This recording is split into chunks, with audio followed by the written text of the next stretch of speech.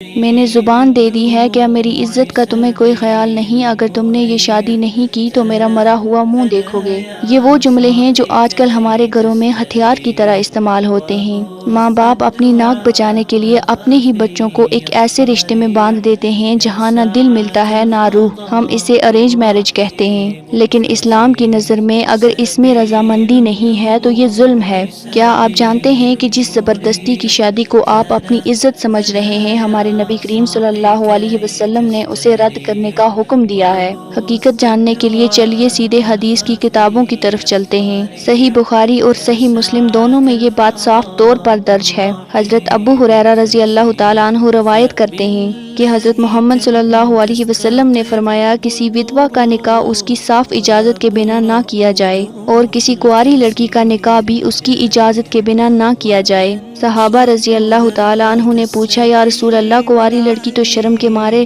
بولے گی نہیں، اس کی اجازت کیسے پتہ چلے گی؟ آپ صلی اللہ علیہ وسلم نے فرمایا، اس کا خاموش رہنا ہی اس کی اجازت ہے۔ یہاں ایک بہت باریک بات سمجھیے، خاموشی کا مطلب تب ہے جب وہ شرم سے چپ ہو، لیکن اگر وہ نہ کہہ دے یا رو کر منع کر دے تو پھر اس کی خاموشی کو ہاں نہیں مانا جا سکتا۔ اسلام میں نکاح دو دلوں کا معاہدہ ہے، جانوروں کا سودا نہیں کہ جہاں چاہو باندھ دیا۔ اگر آپ کو لگتا ہے ماں باپ جو کریں وہ صحیح ہے تو یہ واقعہ سنیں۔ صحیح بخاری حدیث میں ذکر ہے، ایک صحابیہ تھی حضرت حنسہ بنت حدام رضی اللہ عنہا، ان کے والد نے اس کا نکاح زبردستی کروا دیا، جبکہ وہ اس رشتے سے خوش نہیں تھی۔ وہ سیدھی حضرت محمد صلی اللہ علیہ وسلم کے پاس گئی اور شکایت کی، کیا نبی کریم صلی اللہ علیہ وسلم نے یہ کہا کہ جاؤ والد کی بات مان لو؟ نہیں، آپ صلی اللہ علیہ وسلم نے اس نکاح کو فوراً رد فرما دیا۔ سوچئے، جب نبی کے دور میں باپ کی زبردستی نہیں چلی تو آج آپ کی برادری اور ناک کی کیا حیثیت ہے؟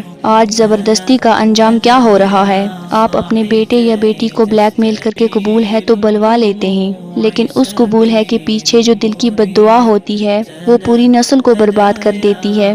نتیجہ دیکھیے، شادی کے بعد بھی ایکسٹرا میریٹل افیئر، گھر میں روز کے جھگڑے اور مار پیٹ، اور آخر میں طلاق، جس سے آپ کی وہ عزت خاک میں مل جاتی ہے جسے بچانے کے لیے آپ نے یہ ڈرامہ کیا تھا۔ یاد رکھیے، نکاح کا مقصد سکون ہے، اور جہاں زبردستی ہو وہاں سکون نہیں، صرف گھٹن ہوتی ہے۔ آپ دو جسموں کو ایک کمرے میں بند کر سکتے ہیں لیکن دلوں کو نہیں جوڑ سکتے۔ تو اے ماں باپ، اللہ سے ڈریے، اپنی اولاد پر وہ بوجھ نہ ڈالیں جو اللہ نے ان پر فرض نہیں کیا۔ برادری کیا کہے گی، اس سے زیادہ یہ سوچئے کہ قیامت کے دن اللہ کیا کہے گا۔ اور اے نوجوانوں، عزت اور ادب اپنی جگہ، لیکن اپنا شرعی حق پہچاننا بھی ضروری ہے۔ ادب سے بات کریں لیکن اپنی زندگی کا